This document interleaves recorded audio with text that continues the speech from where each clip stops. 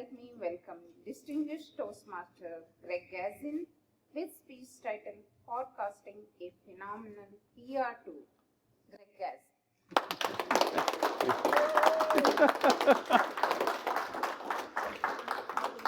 Thank you very much, Namita. Good morning, everyone.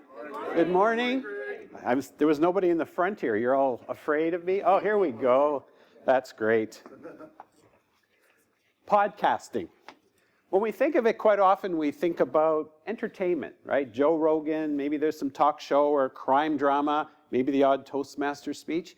But podcasting is actually an incredible PR tool. It's underrated, it's overlooked, and it's also something that can give you an opportunity to amplify your voice and open up some opportunities that you'll never see. Today what we're going to do is we're going to talk about podcasting from a PR lens for promotion. And you'll see that you can apply it in many, many, many areas, many different disciplines. So to put things into context, it's using the platform as a means for guests to share knowledge and experiences through stories, inspire listeners, build credibility, and reach new audiences. So if anyone has listened to a podcast, you'll see this is how it applies. Now, today we're going to have a little PR. We're going to call it a PR Masterclass. And it's going to recognize podcasting as a PR powerhouse to help you on your journey. And this can apply to your Toastmasters journey, your personal journey, or your professional journey. And we're going to look at exploring 3 key roles in podcasting. I call it looking at it from 3 sides of the mic, even though that sounds kind of strange. We'll look at some practical tips on planning, recording, and promoting. And then there's been something I've been sharing for quite a while, and I finally came up with a name for it. I call it the 4R Multiplier method. And if someone has a better name for it, I'm actually all ears to help promote, repurpose, and also save you a lot of time, because we don't have a lot of time. Now, I've spoken to many people about podcasting, and when they hear the word, they're afraid. They go, oh, I don't know. How many here, is anyone here not a Toastmaster? Okay, great. Well, then podcasting should be easy for you, because in many respects, a podcast is like a speech, because it has a purpose, it has a reason, it has a message. This is what a podcast can do: entertain, educate, inform, persuade. Does that sound familiar? Okay, great. So that shouldn't really be a problem. Okay, so when I talk about 3 sides of the mic, again, I get these strange looks from people because mics aren't shaped like triangles. But 3 sides of the mic is looking at it from the perspective of not only the host, because a lot of people think podcasting is just about the host. It's also about the audience, and it's about the guest. And how you can gain value from it is by listening to a podcast, by participating as a guest, or by creating one. So, listening to a podcast, very briefly. We've got lots of material to cover in a short amount of time. I know that red card's going to show up. So, listening to a podcast, what kind of value can you get? What promotional value is out of it? Anyone? Very quickly? Make connections. Make connections, okay. Exposure. Okay, listening to a podcast. Education. Absolutely. Good format, idea. Yeah. Oh, absolutely. So, in its simplest form, it could be, hey, you know what? I'm going to listen to a podcast. I'm going to enjoy my walk while I'm listening. I might learn something new. But there's a lot of things that it will do. It'll inspire you for new content. If you listen to key experts, that's assuming you find a podcast that's authoritative, not just someone from their basement kind of saying, I think I'm going to put a podcast out. If you're looking at doing your own podcast or writing a speech or researching a project, listening to podcasts can give you some great ideas. Daniel Rex, CEO, Toastmasters International. How many of you have heard him speak? Yes. Yeah. He's got this calm, cool, collected, so a matter of speaking kind of way that he speaks. And I've learned a lot from him. We've interviewed him for the podcast. So listening to recordings from him, you can certainly learn a lot. Networking. The obvious part of networking is, well, maybe you could reach out to the host or the guest. But even more with networking, it's a great icebreaker. It's a great way to break the ice with someone. So for example, well, you're out talking to people in the lobby. Someone starts talking about Star Wars. You go, you know what? There's this great Star Wars podcast that you can listen to. You can break the ice a little bit there. With Toastmasters, maybe someone came to the club because they're a competitive kind of person and they think, I want to do speech competitions. I want to be the world champ. Well, you can send them to YouTube and have them watch the recordings. But we interview the world champ every year. So you can send them to a podcast where they can listen to the inspiration behind what went on with the world champ. That might be that little difference that say, hey, you know what? I think I'm going to join Toastmasters. Other thing for networking, someone share with me. I got a good chuckle out of this. If you want to meet that special someone, and you know they like something, yeah, here's a podcast. There you go. Break the ice. Personal growth, better listening skills, and broadening your horizons, and storytelling. Who does not love a good story, right? When I listen to stories, I mean, we heard some phenomenal stories yesterday. I'm going to think about pebbles in my shoes and hummus for the rest of the weekend. You hear a good story, but I listen to say, wow, I really love that perspective, the way they focused on it. Maybe I can improve my own storytelling. But also, as a podcast host, I love to listen to other interviewers to see how they do their craft, right? Their pacing and how they engage with the audience. You can learn from that. So, as you can see, it's more than just turning on a switch and listening. There's huge value there, especially when you're sharing. Okay, what about a guest? Any thoughts on a guest? Value as a guest. If you're a guest, if you're being interviewed, what kind of value would that be to you? Spreading the message. Yep, spreading the message. So that was gonna Yeah, anyone else? exposure? Exposure? Absolutely. How about table topics? Right?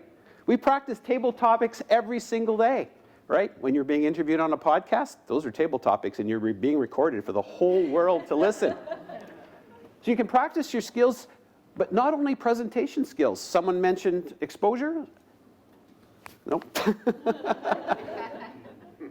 I lost my train of thought. No. Yeah, exactly. Showcase. I would have been great material for Friday night's comic because there was lots of people talking about old people getting old or people getting old. Anyway, showcasing a product or service that you have, right? Showcasing your skills, right? For example, financial advisor. Always looking for a financial advisor.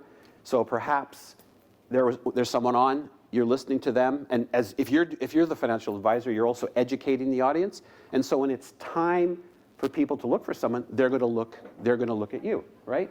It's also a great way to build relationships with the host and also with the community, and also a way of expanding your personal brand because people are going to get to know you a little bit better. So that's the guest. So again, and there's millions of podcasts out there. There's also all kinds of Toastmasters projects to do. You never know what you can find. Okay, you want to create your own podcast? Well, I mean, that's kind of like what I'm hoping that you're all going to do.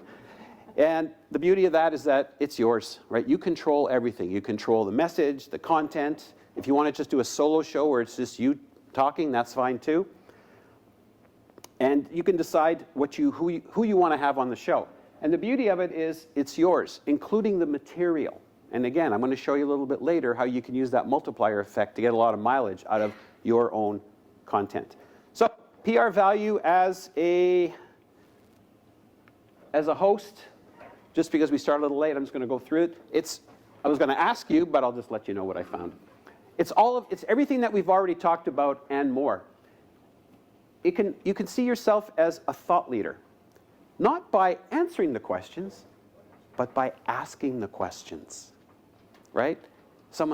You ask really, really good questions, you're going to be looked at as someone who's knowledgeable, who's always well prepared, who's curious, and somebody who dives deep into a topic, even if it's something that you're not that necessarily familiar with. And sometimes that can be really handy because I do interview a lot of authors. It's a natural place for authors to promote their book. And they're great at their writing craft. Now, not all, in some cases. They're great at their writing craft, and their knowledge is it's great, but yet they've never spoken in public before. So you want to make sure you maximize that value, so by asking the right types of questions, you're actually pulling the story from them. And I also do encourage them to join Toastmasters. You can build guest relationships. Funny story here, a gentleman named Oscar Santalaya. I interviewed him for the Toastmasters podcast. He had written an article on metaphors for the Toastmaster magazine. So I interviewed him, got to know him a little better, and he also has his own podcast called Time to Shine, and he's a technical guy. He's from Finland.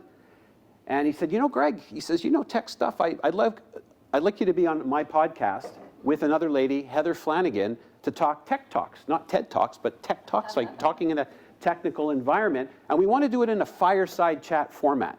I thought, fireside chat, never done that before. Sort of an informal type Q&A. I was so enthralled with the concept, I said, Oscar, I would like you to be a guest on my other podcast, Toastcaster, to talk about fireside chats. Well, I don't know if it was serendipitous or not, but how many of you were at the conference last year here? Do you remember Dr. Shauna Pandya? Do you remember after her speech? Well, past district director, now it's district director-elect, Mark Farina said, Greg, would you like to do a fireside chat with Dr. Pandya? Sure. And it was because I was able to have some of that practice that things went a little better than I thought maybe they would be. So there you go, building those types of relationships. Demonstration of skills.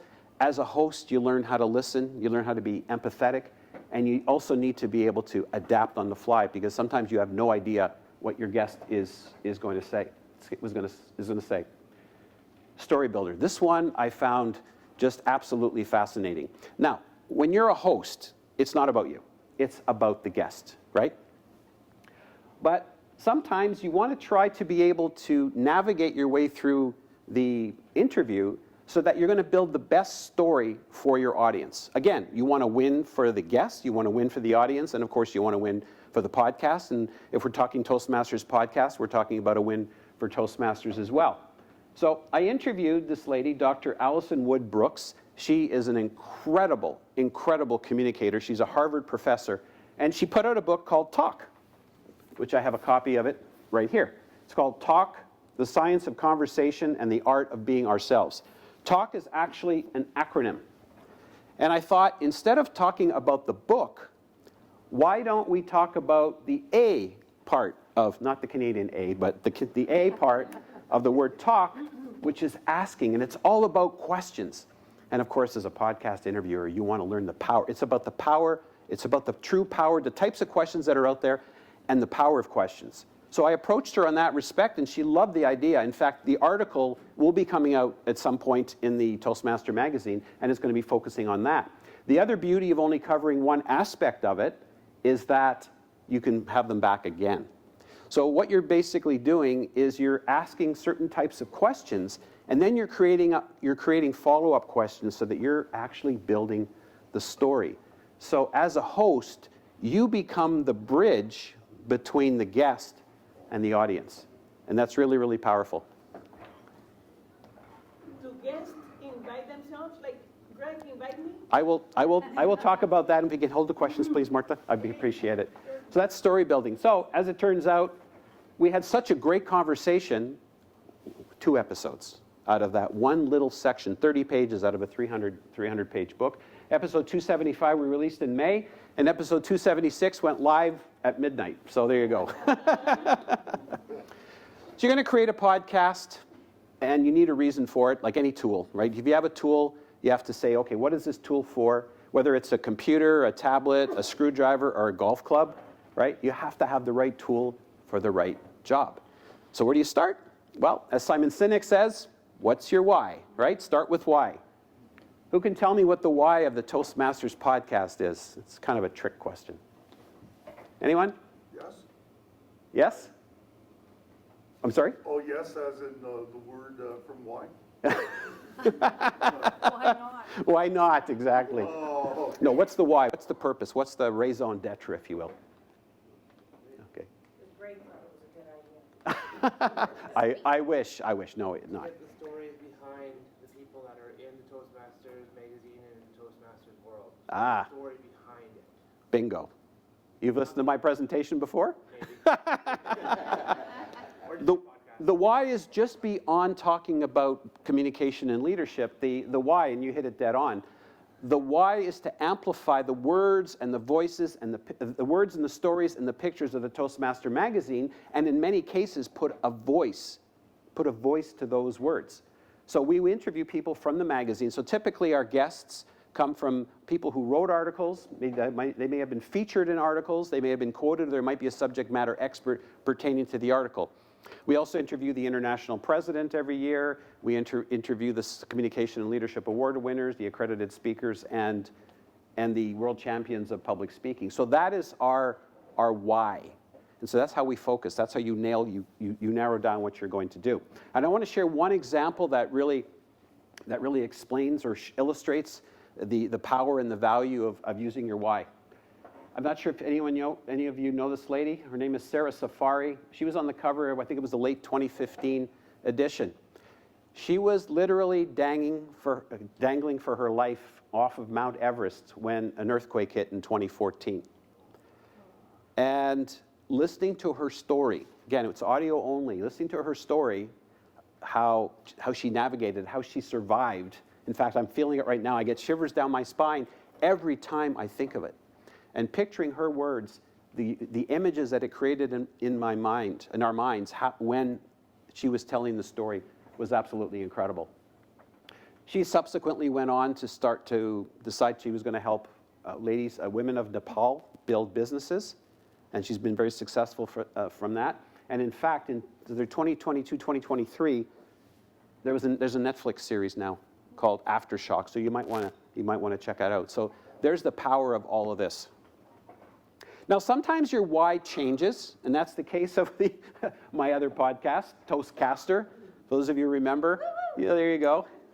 I interviewed you about juice boxes. What was it? 2016, 2017? Yeah, it was about leadership positions as juice boxes, but you'll have to listen to that episode.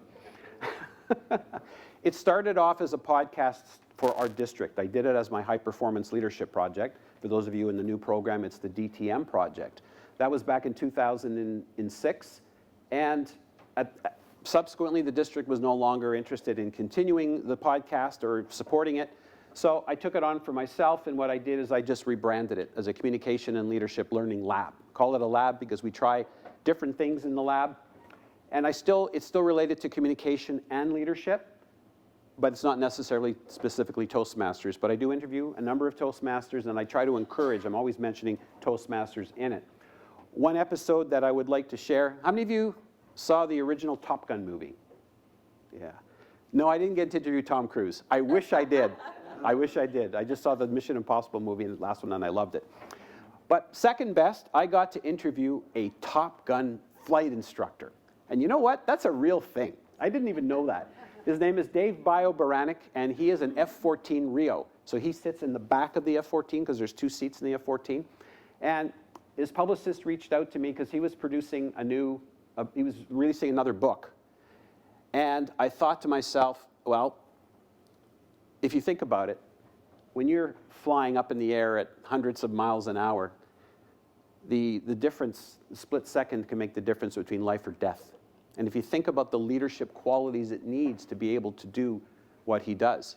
So I approached him and I said, I'd love to interview you. You'll get an opportunity to talk about the book, promote the book. He used examples from the book, but I'd love to focus in on a leadership lens. And that's what he did. And what's interesting is that lessons from aviation and military, a lot of those are applicable to all of us in everyday life. So there's that example of sort of navigating and building that story. I'm going to share one example of video, and this is live. I'm not brave enough to do everything live. And it's produced by someone that we all know and love. And he happens to be at the back of the room, Mr. Mark Hain. Mark, can you tell us what the why is of your show? Yeah, and so, the why of my show is I came to a realization that most business owners and entrepreneurs are incidental leaders. And they're so busy working in their business that they're not working on their business. And so my why of my podcast, every episode I look to solve one big expensive business problem that a leader can come across and hopefully move them from I don't know anything about this to now I know I don't know anything about this. Yeah. And now I know there's people out there who can help me. thanks, Mark. Wonderful. And so that's his why. It's very, very focused. If it was just business, there's just way too many out there, and we'll talk about that shortly. Now, even before you even consider the podcast or consider planning your podcast, you need to pre-plan. You need to say, okay, is this going to be a one-shot deal? I'm just going to do one? Or am I going to do a series of six episodes on a particular topic? Am I going to do it every week? As Mark can attest, and I'm sure anyone else, it can be very time-consuming and it requires a lot of resources. Subject, of course, you want to try to be as narrow as possible. Mark mentioned it's very focused. The Toastmasters podcast focuses on amplifying the magazine as its why. Coming up with a name that's relevant. Because if it's just saying, hi, I got a public speaking podcast, well, there's probably a few hundred out there and more and growing, because there are 5 million podcasts out there. You want to decide if you're going to do it by yourself, or you're going to have a host, or you're going to host a solo podcast where you just talk. It's just you, right? Just a single person talking. You're going to have a host, or you're going to have a co-host. For the longest time, we had a co-host with the Toastmasters podcast. So you have to decide that, because if the only time that you can record is at 1 o'clock in the morning after the kids went to sleep and everything is finished, well, you're going to have to find someone else who can record at that hour, or guest at that hour. I guess you could talk to someone overseas maybe. But the scheduling is really, really important. Dhananjaya Hediarachi, some of you know who he is, 2014 world champ. Well, I live in Edmonton. My co-host Ryan at the time lived in Massachusetts. He's in Sri Lanka. And he was hounded by the media. After you win, you just get flooded. So we had a very narrow window. So unfortunately, I was the one that had to get up at 4:30 in the morning to do the recording. So that's something that you need to look into. That's Toastmasters podcast number 84. And then how are you going to record it? Are you going to record it by Zoom? Are you going to record it live? Right? Again, if you're trying to record at home and there's so much noise in the background, those are some of the considerations you have to take. So that's the podcast itself. Now, the episodes. You have to plan your episodes. This is Bob Palmer, Toastmasters podcast, episode 263. This guy is a walking encyclopedia for Dr. Ralph Smedley, founder of Toastmasters. This guy is incredible. He knows everything that you can think of about Dr. Ralph Smedley. So when I'm planning an episode, I do research on the individual. I have the article that I use as my guide for first. I research the article. I research the individual. I try to see if they have anything online that I can listen to or watch, because that will give me an idea what their personality is like. Also gauge them, because we have had a few times where it was very challenging. In fact, it was only once that it happened that the interview we just couldn't do it.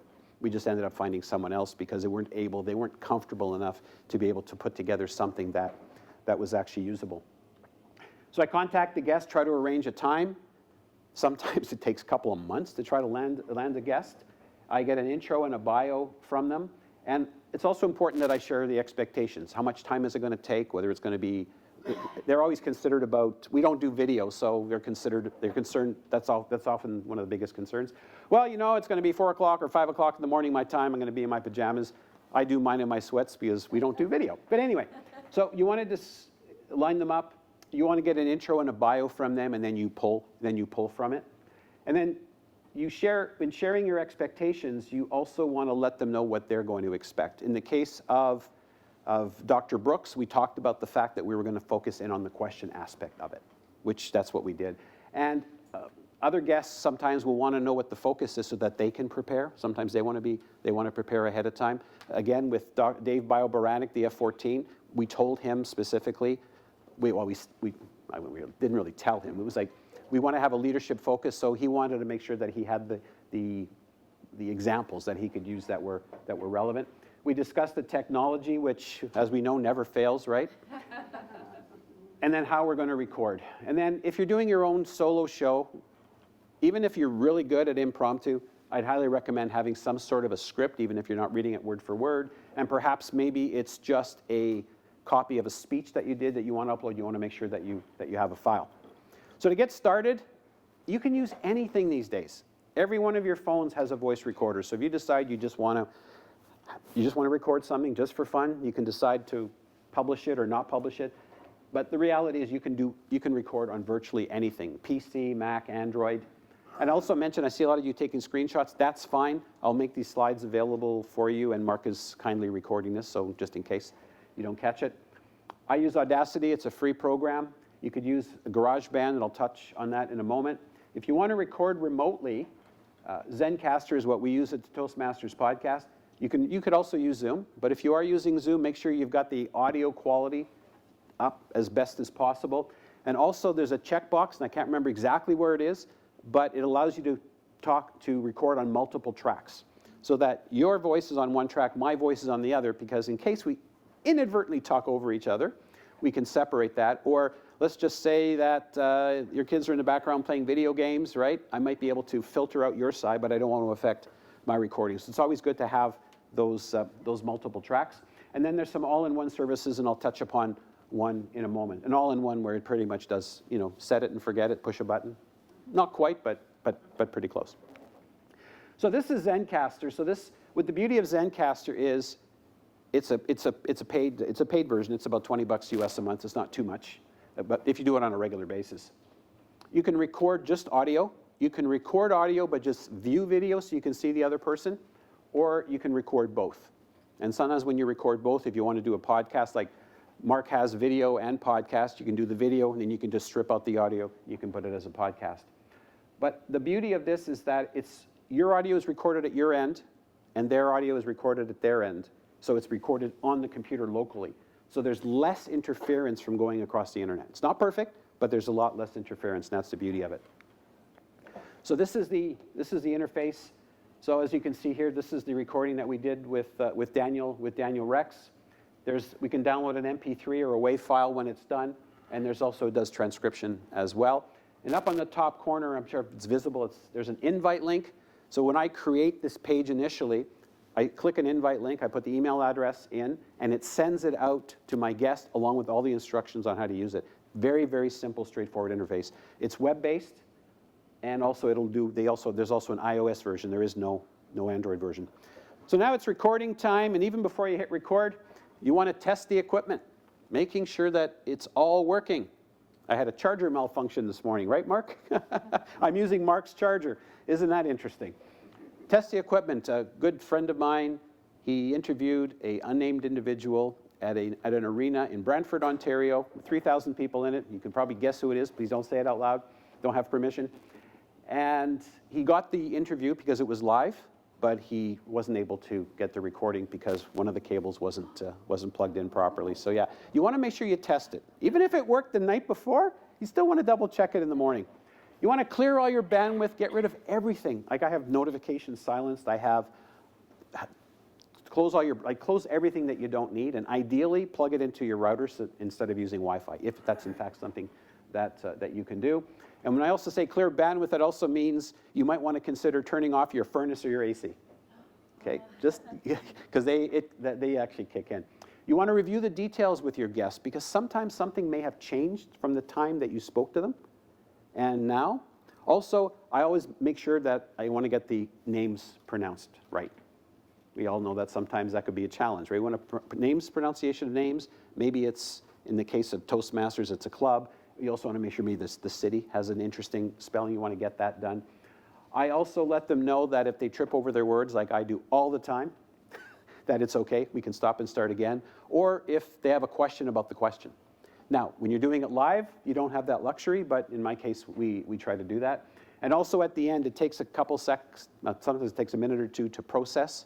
The audio at the end is make sure that everything is saved and that you check that the recording is actually there before you get off the call. Because sometimes, if you've waited 2 months for an interview, you may not have an opportunity to do it again. So that's important, right? So here's a picture of Audacity. This is what I use. This is old school audio editing. As we can see, we've got 3 tracks on there. I edit for clarity. I edit for time. I edit for some filler and crutch words. And I also, if somebody bleeps out something, and so that's what I do. Some people don't. Some people like to do everything straight live, and that's certainly okay. So we take the file from Zencastr, throw it into Audacity. Then from Audacity, I put it into GarageBand. We have a common template for all Toastmaster podcast episodes where we have the sound, the intro music, and then transition, and then the outro, so that all of them are the same. Then it's uploaded to a server hosted by Bo Bennett, separate from Toastmasters International. And then we send it to Toastmasters for approval. And this is an example of an episode. This is past International President Morg Matheson. And there's some narrative. It actually goes further. I like to share links and additional information. Okay. We talked briefly about all-in-ones. So it was called Spotify for Podcasters. They just rebranded it. It's called Spotify for Creators. This is one where it does everything for you. And I believe that to a limit, most of these features are in fact free. So it's called Spotify for Creators. Podbean is where I host Toastcaster, my other podcast. They've recently introduced a bunch of AI features that you could use. As you can see, you can get rid of the noise, you can fix the levels, you can filter. It also generates AI content, titles, some transcripts, and notes. I would caution you, AI is not perfect, right? For those of you who've used, right? So make sure that you, if you're going to be producing or putting out the show notes and the transcripts, make sure it's what you want it to be, because there's going to be obviously a lot of spelling mistakes in the transcripts, but sometimes the show notes, I've found when I've tried AI-generated content, it misses the context that you want. So that's Podbean. How many of you here have heard of Descript or used Descript? Anyone here? No? Anyone doing podcasting? Okay, Descript is really cool. And what I love about Descript, my former co-host Ryan Levesque uses it. What it does is it takes your audio, converts it to text, and then you can edit the text and output it back to audio. But what's really cool is that if you say Wednesday, or not you, me, if I say Wednesday and it should have been Thursday, Greg, you messed up, I can go in, type in, take out Wednesday, type in Thursday, and it will clone my voice and it'll put it back out. And it's pretty good. It actually works. It works. And it'll also get rid of all your ahs and ums and ers. And then Studio Sound, something that's really neat is it takes your audio and it runs an algorithm and it boosts the sound that it sounds broadcast quality. Now, if your audio is really bad to begin with, it's not going to help, but it actually does work fairly well. So you might want to check that out. There's lots of other features in there. So, and YouTube now does have a podcasting platform. It's a separate animal all by itself. It's not related. You can't output to Apple and Spotify. I don't think you can, but it exists all by itself. And we do upload the Toastmasters podcast to YouTube, but we just have a static image and you can listen to the audio. So you've got this podcast. And today we talked about PR, promoting. You've got to promote your podcast, right? Unless you've got a great loyal following, in which case they're just flooding in. You want to promote. Whoops, not working here? There we go. Sometimes we often forget the obvious. Ask your guest to share it with their audience. They may have an audience that's a lot bigger than yours and people that you don't know. So ask them to share. Your fans will often share. In fact, the podcast, the latest episode went live at midnight. Actually, that was part 2 of my interview with Dr. Brooks. It actually went live at midnight. Well, I have a couple of super fans, I guess you call them, of the podcast overseas. So they've already shared it even before I've woken up, even before I got up in the morning. You can create snippets. So you can take, for example, a static picture, take a little cut clip of the audio. I know, Mark, you do that. You put it out on Instagram on your podcast. That could be helpful. And you want to target the social media. And when you're promoting, you want to promote the why, not of the podcast, but of the episode, right? You don't want to say, hey, my latest and greatest podcast is out. Check it out. And say, yeah, I'm busy. I'll look at it later. But you say, hey, the latest episode of the Toastmasters podcast is out. Greg will be talking about PR as a phenomenal, or podcasting as a phenomenal PR tool, and you're going to learn about A, B, and C. It's like, oh, okay, yeah, I got a break coming up. Maybe I'll check it out. So it's the way that you're promoting it that's important. Embedding the content. With the Toastmasters podcast, we actually embed a little player in the article itself. So the article, the interview with past international president Morgan Matheson, there is an article in the magazine on women in leadership. So if you go to that article, about 3/4 of the way down, there's a little player, so you can actually get it right there. And finally, one of the bigger things here is, oops, where we go here? I guess I got a blank slide. It's that 4R multiplier that I talked about. Again, I'm still sort of working on what it's about. So when you produce some content, you want to see if you can get a little bit more extra mileage on it. And you know how we take the, reuse, recycle, reduce, reuse, recycle? Well, I kind of stole a little bit about that, and I said reuse, repurpose, recycle, and record. So that's my 4 R's. So what happened was I got a lot of mileage and value out of a single press release that I received an email, a single press release. So I got an email from the publicists for the Guinness people. Yeah. You're looking at the book, not the beer. So they sent me out a press release and they said, the 2020 Guinness Book of World Records is coming out. We would love if you could write an article, let people know about it. And if you want, we can let you talk with 2 of the winners and also an adjudicator, which is a judge. So I went back to them and I said, I would love to interview them. Would they be interested in, would I be able to interview them for a podcast? Because sometimes you can't. You can interview people for background material. For a podcast, article and a podcast, and I want to focus on sort of a leadership aspect. Because if you think about the leadership qualities, the motivation, the inspiration that a world record holder has to have, and they thought that was great. So I wrote this article for Troy Media called Leadership Tips from the Book of Guinness World Records. Then I released it as a podcast. So this is Reverend Kevin Fast from Cobourg, Ontario. He pulled that plane. This guy's had about 30 records. And then the other one, you can't really see there. This is Brittany Walsh. She's known as Acrobrit. She does a handstand on canes. She flips upside down, contorts her body, and shoots an arrow with her feet into a target 40 feet away. Isn't that amazing? So I got to interview them, and it was so inspiring, and the judge as well, because when you think about judging a Guinness record, because they have those, you see them sometimes on site with their clipboards, and phenomenal. So here's where we're talking about the multiplier effect. It's like the gift that keeps on giving. I wrote the article. I did a podcast of the interview. And then during COVID, my club said, Greg, we don't have any speakers this week. Can you do a speech on, I said, on what? On leadership. I thought, I'm going to do a speech on what I learned, 3 lessons that I learned from talking to these phenomenal people. And then I recorded it. And so I put that out as a podcast. And I'm sharing this with you today. I've probably shared this story at least a dozen times. So as you can see, it just keeps on giving. So you start with one piece of content and all of the things that you can do with it. And this can apply to other things as well, not just podcasts. Maybe you've written an article, or maybe you've done a project at work. Okay. Very quickly, for those of you who may or may not be familiar, Toastmasters has a partnership with a company called Udly. It's a AI-powered public speaking coach. Instead of practicing in your mirror, well, you can practice in front of your computer.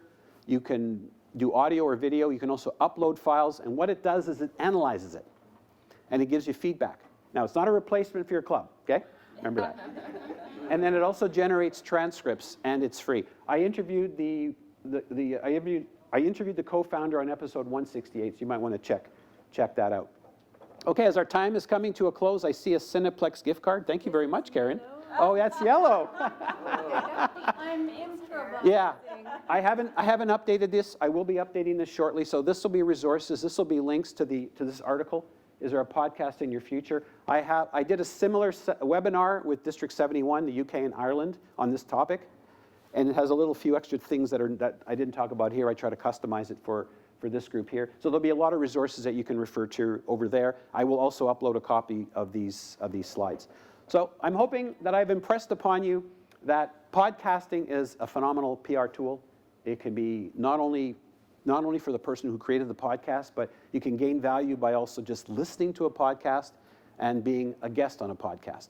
Now, Steve Jobs is my hero, Apple Steve Jobs, and he always ended his speeches with one more thing. Just one more thing. I encourage you all that when you're leaving here today, think about what you're going to record. Maybe even whip out your phones during the break, interview someone having their coffee, and create your own little podcast. You also have your level 4 elective in Pathways. And again, you could do it for yourself, for your club, for your business, for your organization. It doesn't really matter what it is. And I'm going to put out a big, I'm going to put a shout out for Nike. I'm going to say, be like Nike and just do it. Back to you, Madam Toastmaster.